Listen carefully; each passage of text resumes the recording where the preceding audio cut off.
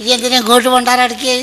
ഞാൻ പപ്പേട്ടനൊന്ന് കാണാൻ വേണ്ടിയിട്ട് പപ്പേട്ട. കണ്ട പോലെ എന്നെ നേരിട്ട് കാണാൻ കണക്ക് എന്നെ നേരിട്ട് കണ്ടല്ലോ, ഞാനൊന്ന് വിട്ടെടുത്തോ പോലെ. ഫേമസ് അല്ലേ പോലെ ഞാൻ. പപ്പേട്ട എനിക്കൊരു സഹായം ചെയ്യണം. എന്ത്? അല്ല പപ്പേട്ട, എനിക്കൊരു പണി എന്തെങ്കിലും ഒന്ന്. പണിയോ? എന്നോട് ഏതാ പറഞ്ഞ ഞാൻ പണി ഉണ്ടാക്കി തരുന്നു?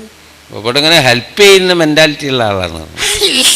അങ്ങനെ വെച്ചാൽ കുതിരട്ടം പപ്പ് കുതിരട്ടം നടണ്ടല്ലേ, ഹെൽപ്പ് ലൈൻ കുതിരട്ടം പപ്പ് നട്ടാ ഇതിനെ പറ്റിക്കറിഞ്ഞതാ. അല്ല പപ്പേട്ട, ഞാൻ പണ്ട് കാലം മുതൽ ഇവിടെ വരുന്നു പപ്പേട്ട. ഉണ്ടാവും, എൻ്റെ മോന്ത കണ്ടപ്പോൾ എനിക്ക് മനസ്സിലാക്കി എനിക്ക് പണ്ടേ ഭാഗത്തൊക്കെ ചുറ്റി കറങ്ങേണ്ടത്. ഞാൻ ഇവിടെ അടുത്ത പപ്പേട്ട പൊറ്റപ്പല. ദൂരത്താണല്ലേ. എന്താ എൻ്റെ ആവശ്യം? ഒരു പണി എന്തെങ്കിലും. അതായത് മോനെ പണി എന്ന് പറഞ്ഞാൽ ഞാൻ ഫേമസ് ഒന്നും എനിക്കറിയാലോ അല്ലേ.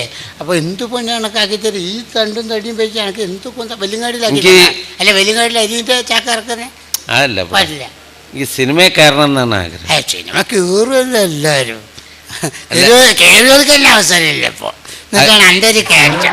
എല്ലാ എൻ്റെ ഫ്രണ്ട്സൊക്കെ പറയുന്നത് ഞാൻ സിനിമയിൽ കയറിയാൽ ഭയങ്കര ഇതാവുന്നത്. അന്നെ നശിപ്പിക്കുന്ന എല്ലാവരും പറയും അന്നെ മൊയന്താക്കി വിടാൻ വേണ്ടി അതിൽ കയറിയാൽ മതി, പിന്നെ ഓർക്ക് ഉദരവ് ഉണ്ടാവില്ല. അല്ല അപ്പോൾ അങ്ങനെയല്ല, ആത്മാർത്ഥ കീപ്പ് ചെയ്യുന്ന ആളാ. അല്ല സ്നേഹിതന്മാർ, അങ്ങനത്തെ സ്നേഹിതന്മാരാ പറഞ്ഞു. അങ്ങനെ ഞാൻ ബോംബെക്ക് പോയി. ഈ മൊയന്തൊന്നല്ലേ? അല്ല മോനെ, ഈ ബോംബെയിൽ എങ്ങനെ പോയി? ബോംബെയിലുള്ള വലിയൊരു കഥയോ പെട്ട. എപ്പോഴും എനിക്ക് കഥയാ.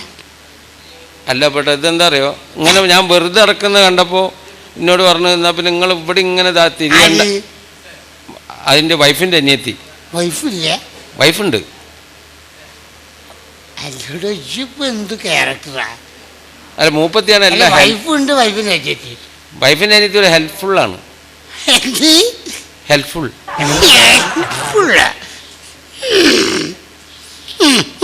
അപ്പൊ എന്നോട് അപ്പോൾ വൈഫിൻ്റെ അനിയത്തി പറഞ്ഞ്, നിങ്ങൾ പിന്നെ ബോംബെക്ക് പോയിക്കോളി, ഞാൻ വിളിച്ച് പറഞ്ഞ് അവിടെ തൽക്കാലത്തേക്ക് ഒരു പണി ശരിയാക്കാന്ന്. അങ്ങനെ ബോംബെക്ക്. അപ്പോൾ അവിടെ ഒരു സേട്ടുവിൻ്റെ അവിടെ പണി ശരിയായി. ഓ വലിയ ഉപകാരം മോനെ. സേട്ടിൻ്റെ അവിടെ എന്തായിരുന്നു പണി? എനിക്ക് ഡ്രൈവർ പണിയായിരുന്നു. അലജിനെ കയറ്റുക. എന്നോട് ഒരു ജോലിയില്ല, മറ്റില്ല, അതില്ല, ഞാൻ ബോംബെ പോയി കിടന്ന് പറഞ്ഞു വന്ന് ഇപ്പോൾ പറഞ്ഞു ഡ്രൈവിങ് വരുമെന്ന്. എനിക്ക് നേരത്തെ പറഞ്ഞ് എന്ത് ഡ്രൈവർ ആയിക്കോളൂ. ലൈസൻസ് ഇല്ല പെട്ടോ എനിക്ക്. ലൈസൻസ് എനിക്കില്ലല്ലോ. അപ്പോൾ വൈഫിൻ്റെ അനിയത്തി പറഞ്ഞു സേട്ടുവിൻ്റെ അവിടെ. സേട്ടുവിൻ്റെ വൈഫിൻ്റെ അനിയത്തിക്ക് പരിചയമില്ല. മൊയ്തീൻക്ക് ഒരിക്കലും പൊന്നാനി പോയി. ഹോട്ടലുണ്ട്, ബിൽഡിംഗ് ഉണ്ട്. വൈഫിൻ്റെ അനിയത്തി പറയണ്ട, വൈഫിൻ്റെ അനിയത്തി എന്നുള്ള പറയണ്ട. ബ്രദർ സിസ്റ്റർ മാതിരിയ അവരവര്. അല്ല, എൻ്റെ ജോലി എനിക്ക് ഏകദേശം മനസ്സിലായിക്കേ. അപ്പോൾ വൈഫിൻ്റെ അനിയത്തി പറഞ്ഞ് അവിടെ സേട്ടുവിൻ്റെ അവിടെ ജോലിയായി. അവിടെ ഇങ്ങനെ നിൽക്കുന്നു ഞാൻ. അവിടെ നല്ലത്, എന്നെ ഭയങ്കര വിശ്വാസമായിരുന്നു. അവിടെ എന്തായിരുന്നു പണി? ഡ്രൈവർ. അപ്പോൾ സേട്ടുവിൻ്റെ പിന്നെ വൈഫിന് ഡ്രൈവിങ് അറിയില്ലായിരുന്നു. ഞാൻ പഠിപ്പിച്ചു കൊടുത്ത്. ഈ ചെല്ലുന്നിടത്തൊക്കെ കുളങ്ങളുണ്ട്, ഒക്കെ ഡ്രൈവിങ് പഠിപ്പിച്ചു കൊടുത്തു. പിന്നെന്താ അവിടുന്ന് പോരാൻ കാരണം? തെറ്റിദ്ധാരണയായിരുന്നു പെട്ടോ. ആർക്കും ഓൾക്കോ? ഓക്കല്ല, അവളെ ഭർത്താവിന്, സേട്ടുവിന്. ഇത്രയും നല്ലൊരു സുഹൃത്തിനെ കിട്ടി, എന്ത് തെറ്റിദ്ധാരണയോ? മനുഷ്യന്റെ മനസ്സല്ലേ. ഒന്നാമത് ഇന്ത്യക്കാരൊരു വല്ലാത്ത മനസ്സാവും. ഇന്ത്യക്കാർ ഇന്ത്യയിലെ വർത്തമാനം പോലെ ശ്രദ്ധിക്കണം. അപ്പോൾ ഞാൻ പറഞ്ഞു ഇങ്ങനെ പിന്നെ ഇതല്ലേ, ഓരോടിങ്ങനെ ഓരോട് സ്നേഹത്തിൽ പെരുമാറുകയും ചെയ്യും ഈ സേട്ടുത്തി.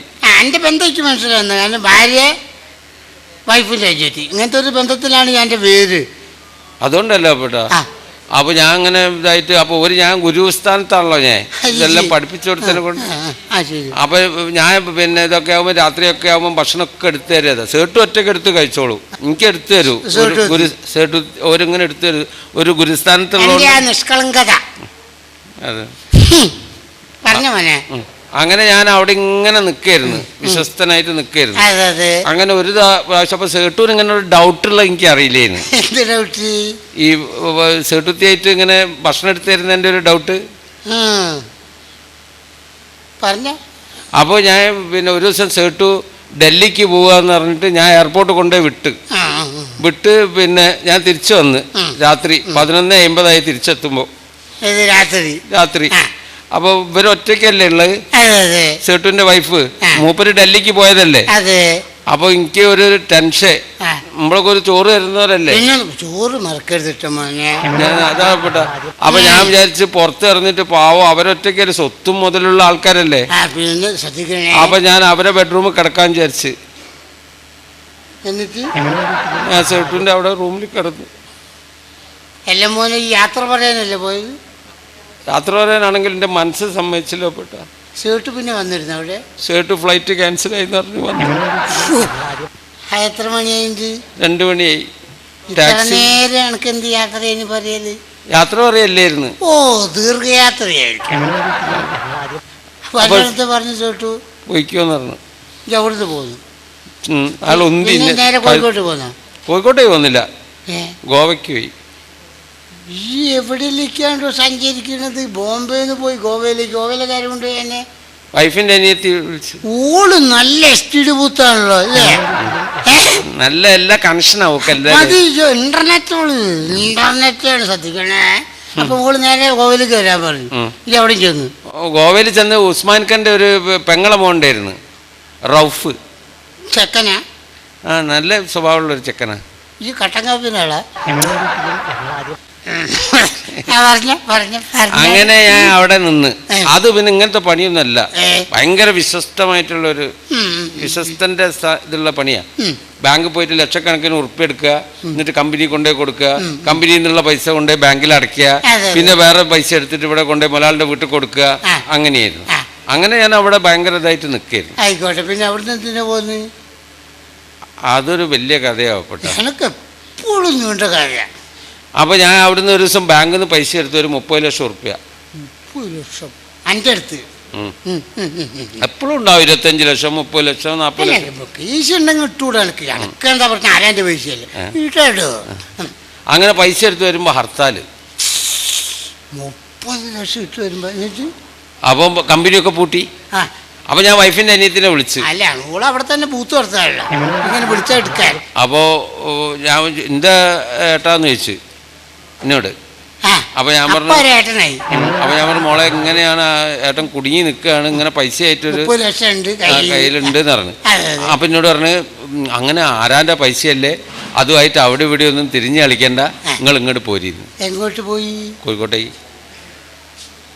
എല്ലാവരും മൊയന്റെ 30 ലക്ഷമായിട്ട് ഇങ്ങോട്ട് വന്നിട്ട് ആ പൈസ വിടറോ?